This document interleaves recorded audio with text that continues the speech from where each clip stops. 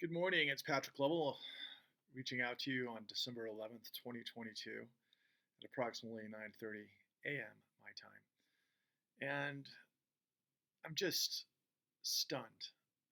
I came across a film. It was quite extraordinary. I came across a film in the theaters the last time I went to a movie with my son, which was like millions of you. I went to go see Top Gun over the summer, fall, I guess it was, and great film and a fun film. And I saw this trailer for an upcoming film called Amsterdam, and I was blown away because of the ensemble cast. And I remember seeing it, and I was like, I got to get to the theater to see that film. And so last week I was planning on going, and so I looked it up, and next thing I know, it's available on HBO Max. And I'm like, okay, well, I'm going to sit down and watch it. And I remember or recall some of the huge names that had caught my attention in the trailer. And I wanted so badly to go see this film with an audience because one of the main reasons I ever got into film or pursued film was because of the experiences I had growing up in the 70s and the 80s primarily, definitely in the 90s as well. But then, of course, it started to trail off because of technology and because we can get our information just about any medium that we have our hands on. And so I frequented the theater less and less over the years. But I was always longing for that feeling of being spellbound by a great piece of work in the theater because it's just an electrical feeling. I mean, you can feel the chemical energy by the audience when something hits that we can all recognize.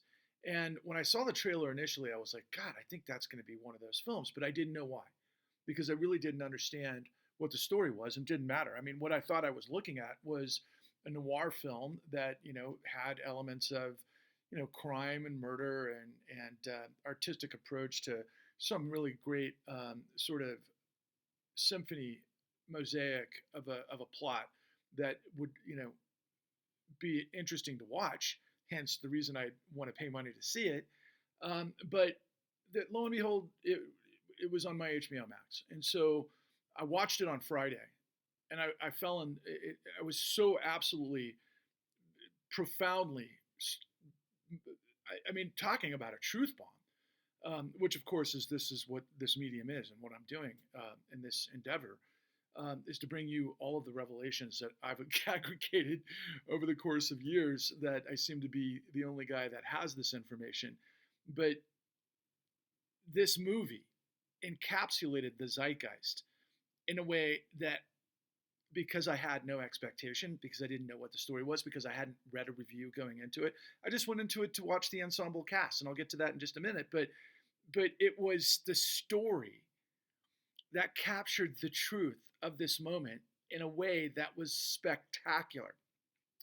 And as I was watching it, I was like, God damn, this has a feeling of like a David O. Russell film.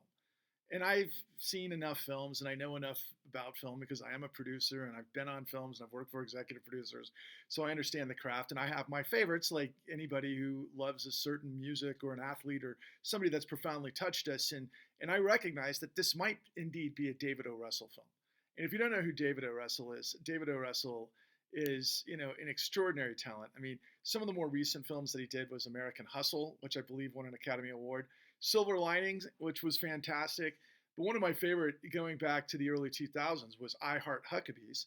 And probably one of the more famous ones that he did that I think, got a more universal audience was Anchorman, The Legend of Ron Burgundy. So this guy just has this, fantastic sense of humor, but it's his sort of nuance and this artistic and lyrical approach to storytelling. Another one was Spanking the Monkey.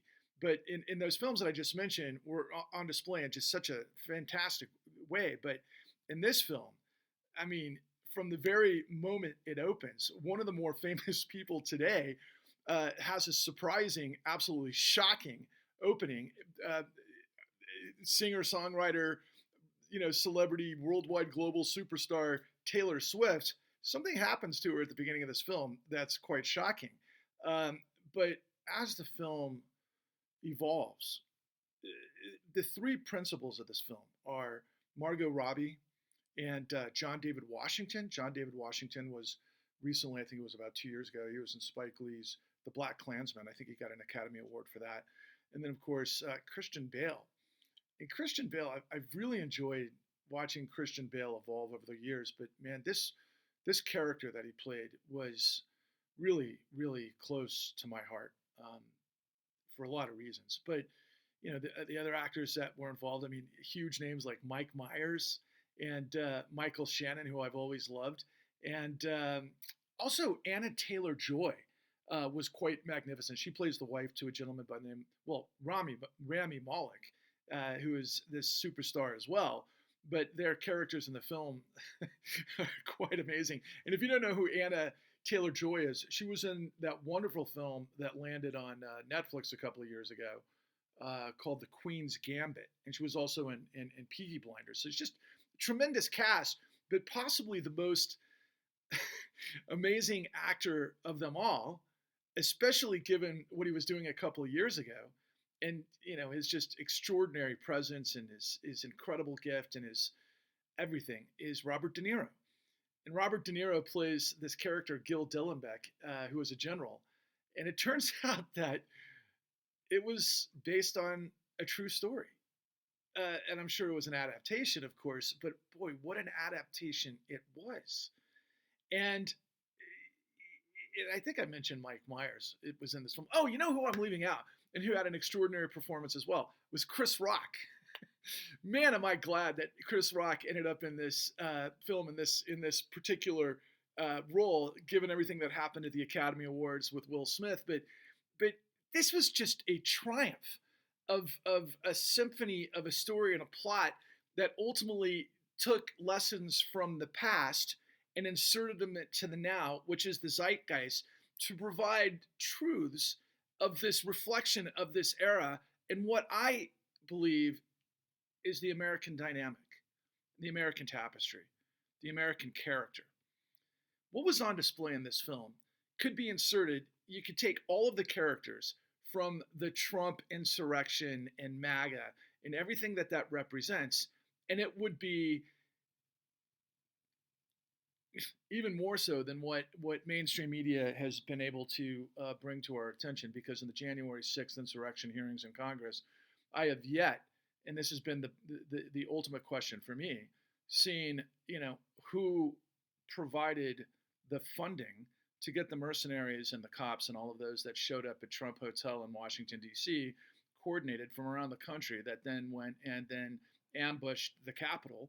And there were some real players in there, some real muscle men, and they didn't all just get there on their own. Somebody paid for that. And before all of that stuff took place, back during the Black Lives Matter and some of the riots that were taking place in Portland and Wisconsin and other areas around the country in 2006, and also Washington, D.C., when Trump historically used the National Guard to, get a photo op during the situation. I mean, Trump, of course, is connected to a lot of, right-wing big money players that have been there the whole time. They've been there for decades. The Koch brothers. The Koch brothers are unbelievably sophisticated when it comes to vertical dark money, quite frankly. And I guarantee their interests were very evolved and involved, I'm sure, with Citizens United. I don't know who all the funders were for the super PAC Citizens United, but that enabled the opening up of corporate money being infused into campaigns and super PACs and dark money and all of these other things that have been used like almost CIA execution, which is interesting given the movie that I'm talking about. And ultimately, were involved with Blackwater, with Eric Prince. And Eric Prince's Blackwater were mercenaries that came in and did a lot of dirty work in Iraq and Afghanistan and Syria and everything else all around the world. And some of their big clients are, these huge sheiks in Saudi Arabia and Qatar and all of the rest of it. Anyway, what's the blend here? Well, if you're tracking, this movie Amsterdam is this portrait that starts in Belgium, actually France initially, and then it evolves to Amsterdam in World War I. And Margot Robbie plays this character, this glorious, absolutely magnetic, beautiful in every sensibility. I mean, she's absolutely gorgeous, as we all know, and her presence is magnificent. her previous roles in Once Upon a Time in Hollywood and others are just, really incredible. But this was next level. She plays this role of Valerie Vose, and she's this nurse that's helping, these two wounded soldiers who come together to become partners and friends for life, given the nature of that era, which were like African American soldiers were desperately trying to become part of the American fabric, and the American military were so aghast at the idea of them representing the country that they literally made African American soldiers wear French uniforms. That's true, and I was aware of that. And this character, Christian Bale, which is Bert, and I don't know how to pronounce his last name. I think it's Berenson, who is an amazing character. He's the way they map him out is that he's this Jewish Catholic hybrid. Okay, and all of these guys aren't exactly perfect, but yet they're smart and they're clever. In fact, the way it turns out as the story progresses is John David Washington, an African American, becomes a lawyer, and Christian Bale is a doctor, and then Margot Robbie is this just this fascinating, brilliant, skin of a woman who's an artist who cares for people and love and art and makes the best of the worst situations. And there's this this montage where this scene in France after both Christian Bale and John David Washington are wounded in some sort of firefight where they're just covered in shrapnel, and it ends up becoming a part of Christian Bale's character because he loses his eye and he has to have this glass eye. But she picks out all the shrapnel from their wounds and she ends up making art with it. And as it kind of progresses, there's this lyrical scenario where they end up in Amsterdam and they dance and they are part of these it almost like feels like speakeasies, and there's this freedom and nobody's judging, and there's no Jim Crow, and there's no anti-Semitism, and there's no judgment. There's just these people living their lives so brilliantly and free. And then of course they evolve, and it leads to this murder mystery that shocks you with Taylor Swift's character, and then ultimately opens up this broader scheme of what's happening in the story, which is happening in the United States, which is an extension of everything that I'm bringing to your attention in these truth bombs now for the last 7 months. And some other things are about to evolve that'll hopefully take everything that I've been telling you next level. But it's extraordinary to consider the information that I have, especially in light of what we did about 2 weeks ago, where I was able to miraculously create a 10-hour filibuster to the grand jury of the American people, where I presented some, not all, but a lot of the information that I am privy to, and the witnesses and the key actors that reveal the largest insane corruption possibly in history. And that's saying something given the monumental revelations of what David O. Russell's film magically portrays. But in the end, and the reason I'm bringing this all together is that I believe that there's a sea shift about to happen, particularly because of David O. Russell's film.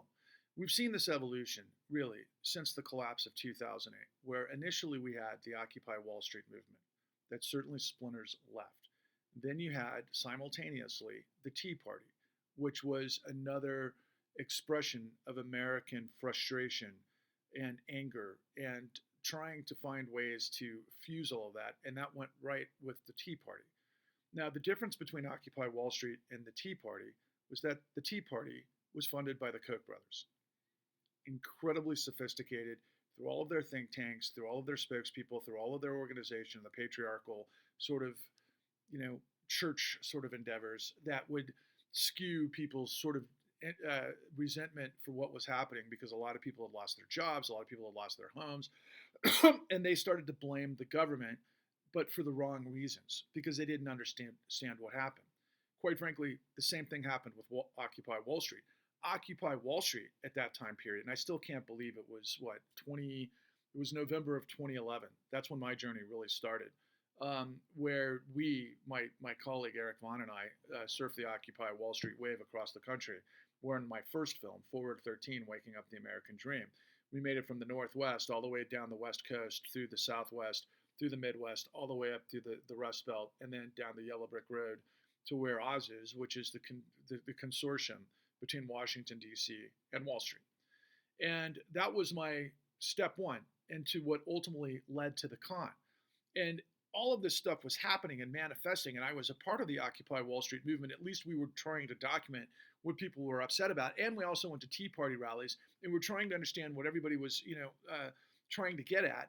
But what I knew at that time, and the way I structured Forward 13, Waking Up the American Dream, was that I knew there was a hierarchy of power that stemmed from the financial, fossil fuel, military industrial complex that creates these boards of directors that work in the shadows to influence everything. I knew that at that time. And when we pursued the Forward 13, Waking Up the American Dream film, what stood out to me was just the brilliance of how this whole thing is engineered, but just for the worst outcome, which was shadow to manipulate the system. But that was just my dip, my big toe dip in the deep end of the pool. I didn't dive in until I was able to start pulling the threads on the con that ultimately led us to create what is the ultimate truth, which we put on display at the con that has been suppressed by this machine at www.thecon.tv. Now, interestingly, our series is on Apple TV, is on Amazon Prime, and Microsoft, and some of these huge tech companies. But there's so much noise out there that without mainstream media and celebrities and other people to get people's attention and papers and everything else and the movement to be able to kind of crystallize to get attention, nobody's going to understand what's going on. I mean, it's 2022 and I feel like it's Groundhog Day. And I do silly things sometimes. Like 2 weeks ago, I ended up, recording picking a fight with Ye for his anti-Semitic remarks and his ridiculous appearance on Alex Jones and everything that constitutes, which is beyond comprehension in several fronts. I mean, Ye literally embarrassed and made Alex Jones nervous, which I've never seen before. But B, Ye is saying things like, I admire Nazis and I admire Hitler and I admire all people and I love all people and the Jews aren't going to tell me not to say what I need to say. But it just got all of this attention. And he was meeting with a self-proclaimed white supremacist, a guy by the name of Nick Fuentes, who I don't know much about, but any Holocaust denier and, a guy like that, I just put into a category of, screw that guy. But he makes me furious. But because of all of the attention, and then, of course, what was going on with Donald Trump ongoing, which drives me insane. I brought this to light and to bear over and over and over. Donald Trump is guilty of so many felonies. And, the New York AG's office has got him, dead to rights on control fraud, which we teach you about in the con, and all of these other things that mainstream media doesn't know. The guy had broken so many laws for the past 30 years that he should have been in prison long before he had a chance to run for the presidency of the United States and do all of the things that, quite frankly, are on display brilliantly as portrayed in Amsterdam, the movie. But mainstream is a part of it.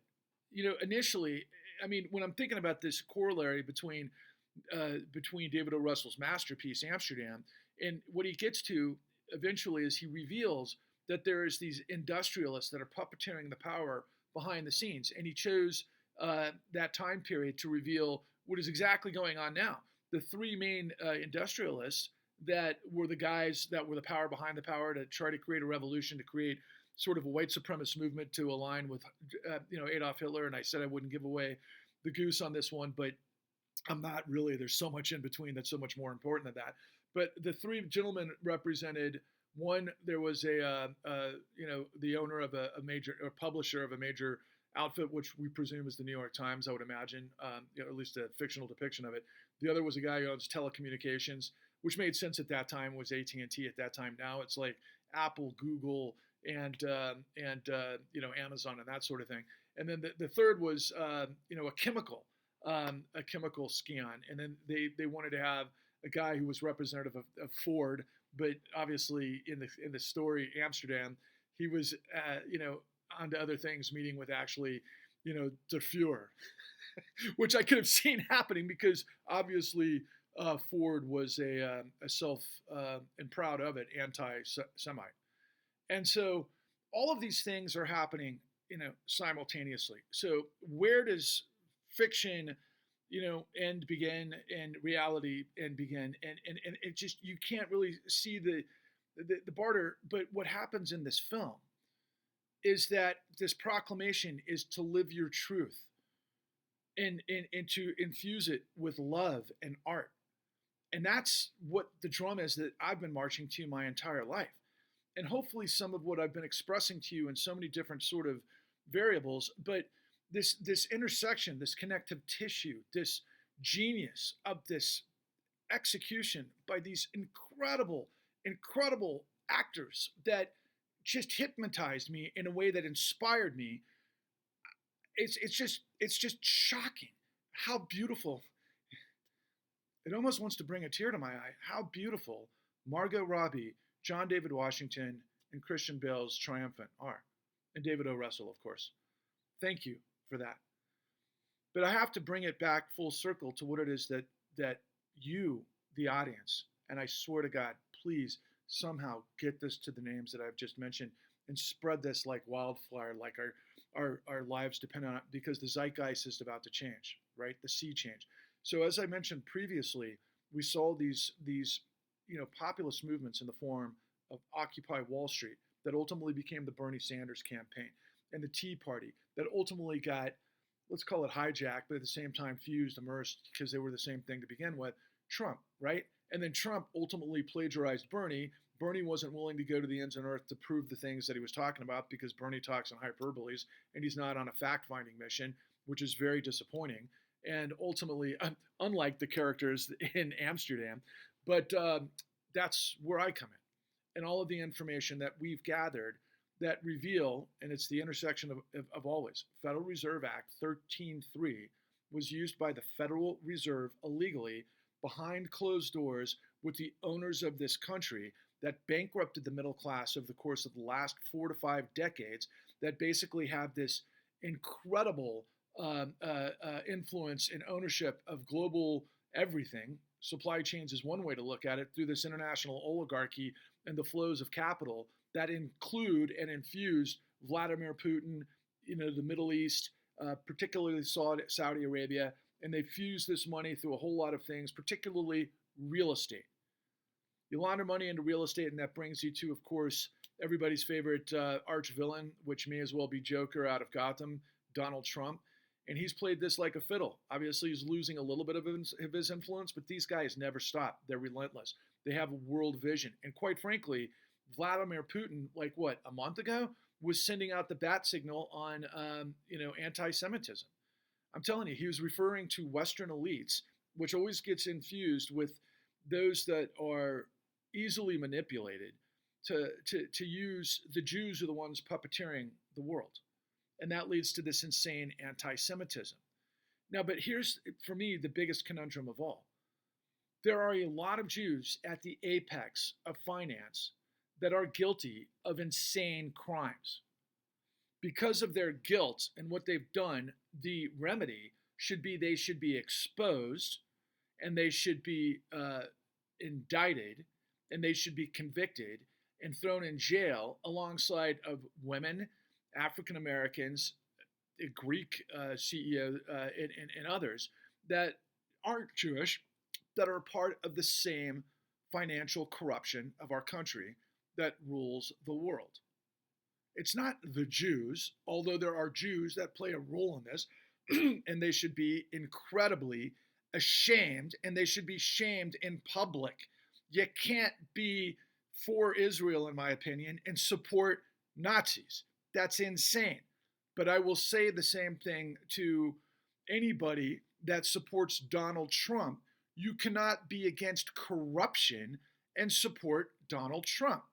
And then I'll say the same thing to the meritocracy, particularly professional class, that has betrayed us from the legal side of things and the financial side of things, that come out of the best schools in our country. You cannot be for the United States and liberty and justice for all and the truth if you supported what Obama did. Obama rode a populist wave that was on par with Franklin Delano Roosevelt's New Deal scenario. But instead, Obama played ball with the machine. He put in, at the hierarchy of the Justice Department, conveniently, and this is what I can't stand about identity politics and cancel culture, is that Eric Holder, the first African American attorney general in the United States, and his Jewish assistant attorney general, uh, both came out of Covington and Burling, an elite white shoe law firm that is one of those giant influencers behind the scenes that have absolute control because they play ball with the control and they do the legal work for the control, which creates the outcome. And in this particular case, Covington and Burling was deeply involved with the mortgage electronic registration system in terms of its creation and working behind the scenes with Congress and making this throughout the country that was usurping the old registry of deeds model that just made all the sense in the world. That takes time. You have to do the correct paperwork to be able to prove the lien title of ownership. That makes us different than England. The idea of the registry of deeds, when you control and you know who owns property, you can't have a king come in and just steal your property and then draw and quarter you because you fight back. The United States was born and revolted against tyranny to create separation of powers and the law in the Constitution with the amendments that provide you rights. Rights that most of us in the audience, most of us as citizens and consumers, A, and 22 don't understand, and B, demand. And when we don't do that and we let power do what power does, power will rape and pillage you all day, every day. That's history. That's what it does. That's why the pendulum swings. That's why you have this ideal sort of revolution that becomes what it is, only to do what? Ultimately create, 3/5 African Americans and women don't have rights for like another 100 years until massive bloodshed through the Civil War and all of those fights that took place that ultimately get us to the progressive era that gets, from Teddy Roosevelt through, women's suffrage, which would remind me of what Margot Robbie would have probably been a part of if that was a real character. And then, of course, the civil rights movements, which, of course, John David Washington's character in Amsterdam would have been all about. And, of course, Christian Bale, of course, being what he is, they're all personifications of America lighting the torch for liberty and justice that creates this dynamic where people compete and become what they are and they fight for what they believe in, and it matters and it's beautiful because they live their truth, which is exactly what this whole thing is designed to do, the truth bombing the con. And ultimately, as I was watching this movie and I could, Chris Rock, again, his character was just, I mean, God, my mind's going in a million different directions just thinking about all of the different nuances and the beauty and I dare say, the heroism by Michael Shannon and Mike Myers in the movie. They make this brilliant analogy to the cuckoo, which is the cuckoo, this bird takes over a nest, basically acts like it's going to do things in the purpose of, the sustainability of the nest and what it, filters its into, but basically it hijacks the situation, kills murders the eggs in the future, and then it murders those who built the nest. It's a oh my God, what is it when you're a virus and you take over? It'll come to me in a minute, but all of these things are infused and happening at the same time in this film that are a reflection of what our society has become, and it's ultimately, as I bring my truth to you front and center, I always say that corruption births fascism. That's what this story, Amsterdam, is all about. Corruption births fascism. That's what happened when President Barack Obama came in, riding a wave of change we could believe in, and putting all of the players that created the meltdown that destroyed the middle class of America and the American dream. Because the American dream is about dignity, but it's about liberty and justice through the integrity of law, which holds power to account.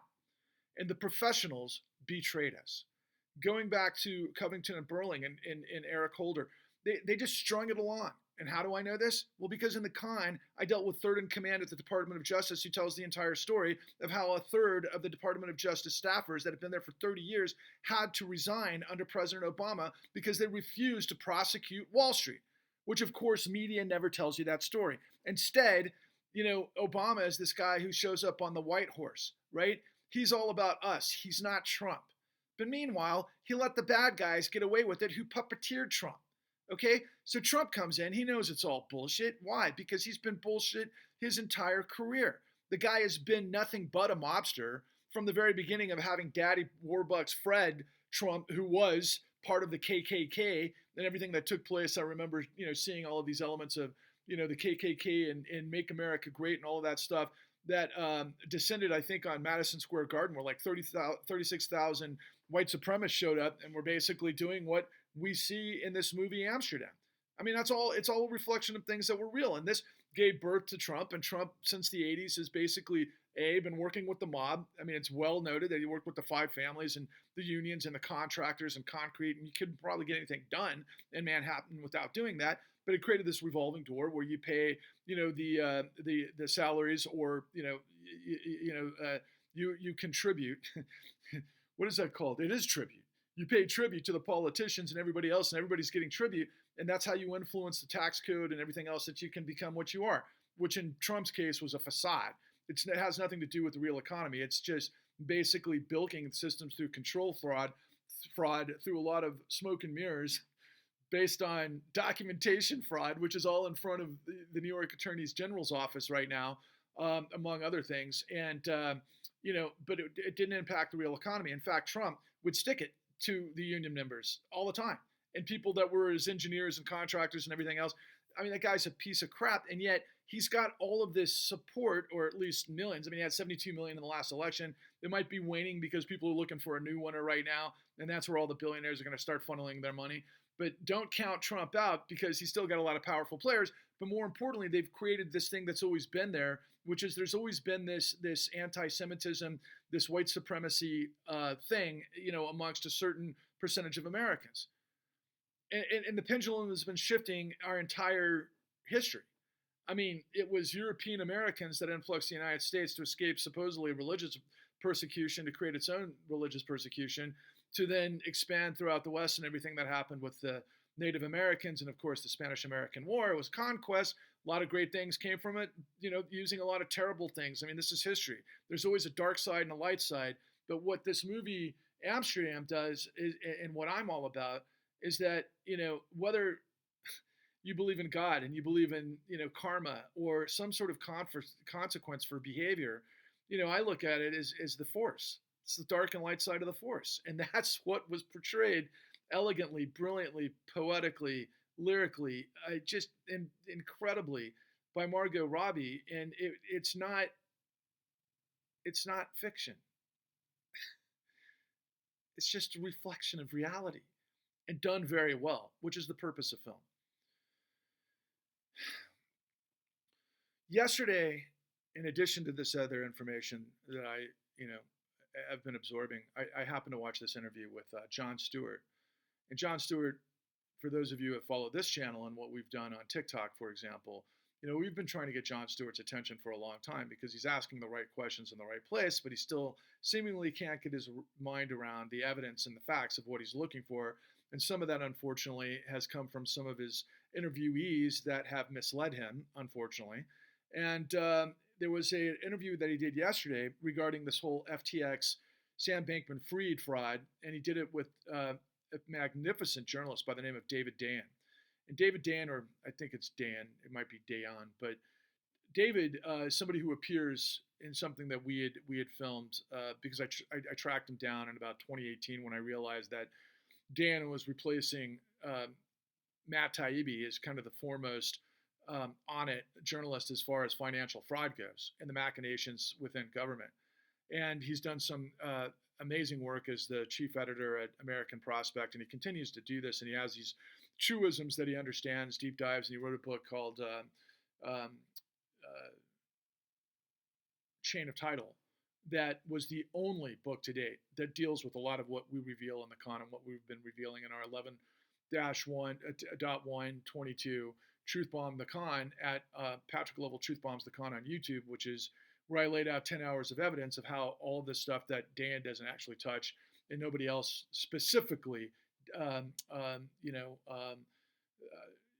gentleman who's the guy who created the lever, David Sirota. David Sirota and Alex Gibney did a podcast that is a reflection of what we did because they knew what we did in the con, but they didn't get it right and they don't really know what's going on. And I bring that in context to David Dan being interviewed by Jon Stewart yesterday. At least that's when I watched it. And Jon Stewart says, to David Dan, as they're going through all of this litany of evidence and what appears to be the case with Sam Bankman-Fried and FTX in context, going back again, I think everything could be taken back to this movie Amsterdam, the media. So just 2 weeks ago, we saw a scenario where Andrew Ross Sorkin of the New York Times and DealBook had a DealBook conference where he interviews a lot of incredibly important people and incredibly. We're talking about the guys who run the show. You want to understand how the world works or who the people are that rule the world? You watch DealBook, but they're not telling you exactly what's going on. They're telling you what they want you to know versus what they're actually doing, which is what, again, is on display in Amsterdam. But in this particular case, Andrew Ross Sorkin interviewed Sam Bankman-Fried, and he just lobbed him up a whole lot of questions, and it just was more of like a PR stunt, in my opinion, to capture kind of a lot of eyeballs, but didn't get us anywhere until understanding exactly what's going on. Because when you understand the big picture, you understand that Andrew Ross Sorkin was a tool of Wall Street to cover up what took place in the 2008 great financial crisis that changed the world forever, even though there was a lot of things that happened before that ultimately created what the 2008 great financial crisis was. But that was the last piece of the puzzle of murdering the American dream, because the shadow sector pulled off a coup d'etat, a real insurrection of power that took place in 2009 because of what I continue to tell you that took place as it relates to Federal Reserve Act 13.3 and everything that I've been revealing to you. But fast forwarding to what David Dan and Jon Stewart were talking about is Jon Stewart was approximating and asking the appropriate questions of like, wait, haven't we seen this before in the great financial crisis? Did A happen? Did B happen? Did C happen? And he's checking off the list. And Dan, because Dan is really one of the top minds in this whole thing, knows all of the details and gives a lot of the information and the corollary of what we're dealing with, which is profoundly, frustrating because they get to the same question that we've been dealing with for the last 13 years, which is why does this continue to keep happening? Now, unfortunately, in that interview with David Dan and Jon Stewart's still not getting to the details. He's so close, but he's missing the most important things, which one day I hope that I get his attention through the people that work with me to him, because we have all of the freaking answers, John. And I'm sorry you don't know who I am, and I'm not an A-list guy, and I'm not David O. Russell, and I'm not Margot Robbie or Christian Bale, because I freaking absolutely put those guys on the highest pedestal for the things that they do and what they're all about. And of course, Robert De Niro. Robert De Niro in that film was literally this personification of what he was doing online about 2 years ago when he was just basically throwing truth bombs at Don the Con. So it was just brilliant to see him in this mosaic. But going back to Jon Stewart and David Dan, as they're going through all of this stuff, it's like nobody can see the forest through the trees. Nobody can see who's in the shadows. Nobody can see what the intent is for this entire, massive calamity. That is what I've been continuing to tell you, that corruption births fascism. And we're on a runaway train wreck because, as we've seen in the last couple of weeks, there's been, bankruptcy after high-profile bankruptcy that, I think Carvana went down on Friday. Everything is built on a house of cards that was created by this hostile takeover of the United States with this fusion of the Federal Reserve, which has not been independent, even though the Constitution and the statutes that created the Federal Reserve to act, accountable to Congress. Congress doesn't make the Federal Reserve accountable to Congress. It allows it to act independently. And if you watch the nightly news or some sort of variable from, in the echo chamber cable world, whether it's Rachel Maddow, Anderson Cooper, and Tucker Carlson, they're not talking about the Federal Reserve and the details of what have been manifesting that basically run this country through monetary policy, through the dealer brokers, which are the too big to fail banks, and how that influences everything, to what end. And there is a major difference between monetary policy and fiscal policy. But going back to Jon Stewart is asking these questions where he's so close, and yet he still thinks he understands the whole story of 2008, and he doesn't. Neither does Joe Rogan. Neither does, Russell Brand. Neither does, quite frankly, even though I've been a guest on her show twice and she's very bright, Crystal Ball and Sagar Argenti, because of the nature of media and how fast things go and how people are always responding to what's happening in the moment. Nobody sees the big picture, which Amsterdam revealed. And my truth, Mr. O. Russell, if you're watching this, and please, please, please reach out to me if you're interested. I hope this truth bomb doesn't sound too convoluted, because it's not. And if anybody can understand the portrait and the mosaic and the nuances of life and reality and what it's all about, it's you. I'm I bow at your genius, but at the same time, that's how my mind thinks. I'll give everyone an example of where I come from, in context of this whole thing. So a huge influence in my life are twofold: my grandfather and my father, and quite frankly, my mother. But in this particular case, my father was a high level executive attorney. He came out of the Merchant Marines, and he became captain, on ships, and then he worked in the gas industry for Chevron. This is back in the late '60s, before I was born. And my father literally runs a tight ship. That's who he is. And he ended up, after instead of pursuing a career, because my mom didn't want him gone all the time, he ended up going to law school. He becomes this attorney, but because of his background in maritime law, he ends up, this guy, in this large gas company, and he's doing these deals where he's writing all of the legal work for these super tankers dealing with LNG and liquefied natural gas back in the 70s and the 80s. And I remember this story, and I heard this when I was like in high school, but he was, and he always reminded me of kind of a character out of a Tom Clancy novel. And trust me, I don't look at the CIA as the good guys, particularly after a lot of information I've had. But, in the fantasy world, and Americans being really smart and deft and being able to, work their way through some complicated situations, I always kind of thought of my dad that way, because he's the ultimate professional. And one of the stories he told me was there was a time where he actually was the recipient of $700 million of bearer bonds in, I think, 1979, as part of this transaction where he was doing the legal work between the government, I believe, of Algeria, in France, and the United States, and super tankers, and how all of this thing was working out. And if he were a criminal, he could have easily walked with those bearers bonds, offshored it somehow, bought a private island, laundered money, and got a lot of people to do his bidding, and then 30 years later basically be an oligarch, like all of these freaking characters that are utilizing these systems internationally now. But that wasn't my father. It never occurred to him to do stuff like that, because he's a professional. He's just doing his job.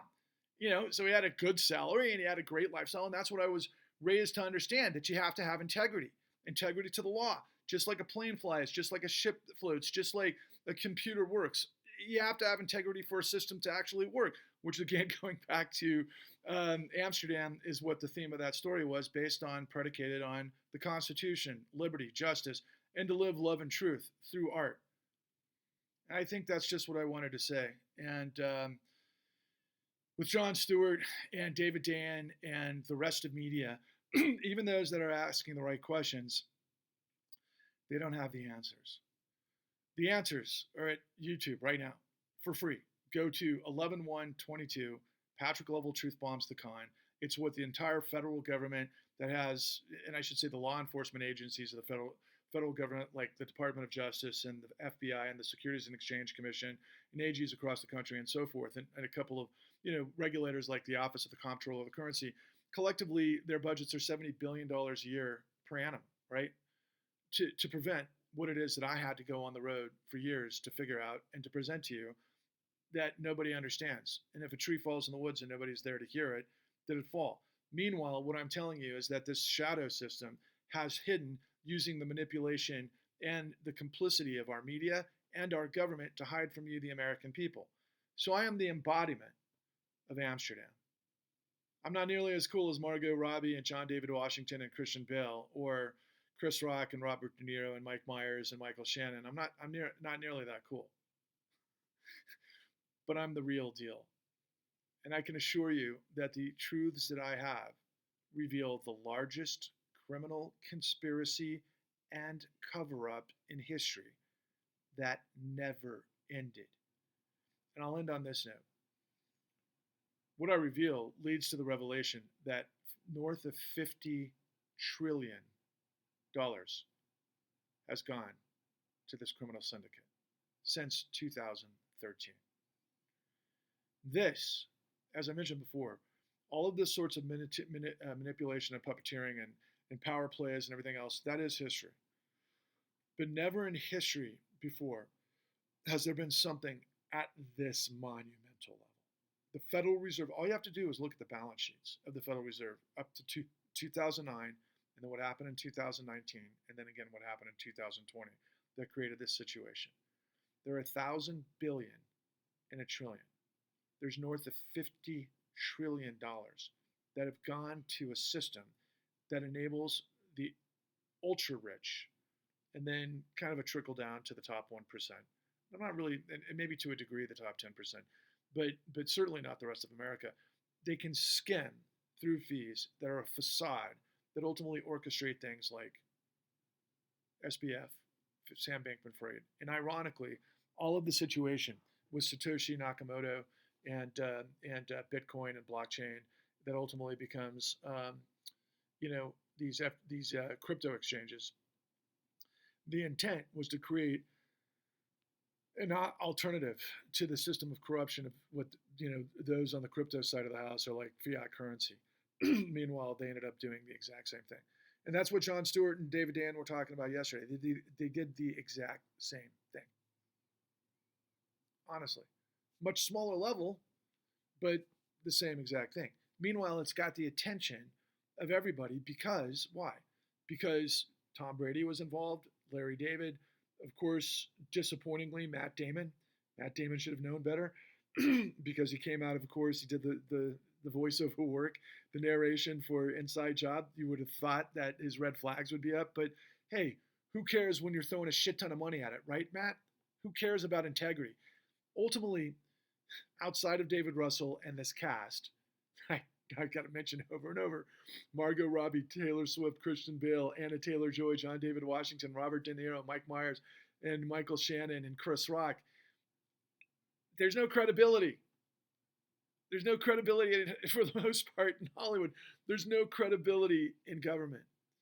The guys that a lot of us would like to believe in, like Bernie Sanders and Elizabeth Warren and AOC and some others, they don't know the first. Let me take it back. Elizabeth Warren and Bernie Sanders know everything.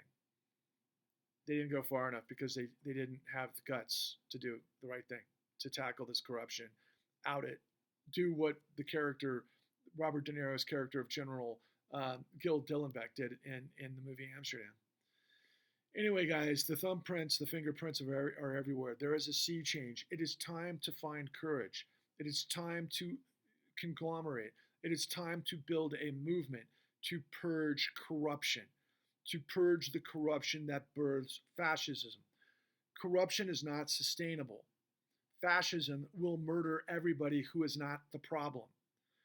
This is insane. We are smarter than that. We are more courageous than that. You've got to dig deep. You've got to find your truth. And love and art and truth is more powerful than lies and deception. Onwards and upwards.